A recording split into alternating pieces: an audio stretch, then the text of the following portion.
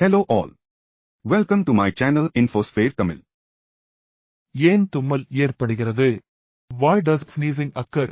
சுவாசிக்கும் போது காற்று தவிர மற்றவை மூக்கினுள் நுழைந்தால் அதை வெளித்தள்ள உடல் செய்யும் அனிச்சைச் செயலே தும்மல்.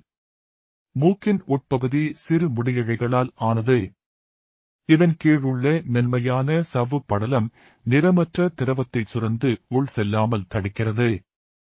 அளவுக்கு அதிகமாக இத்திரவம் சுரந்தால் நுரையீரல், தொண்டை, வாய், வயிற்று தசை தூண்டப்படுகின்றன. பின் சுவாச பாதையில் உள்ள காற்றை வெகு அழுத்தத்துடன் வேகமாக வெளியே தள்ளி தூசுக்களை வெளியேற்றுகிறது.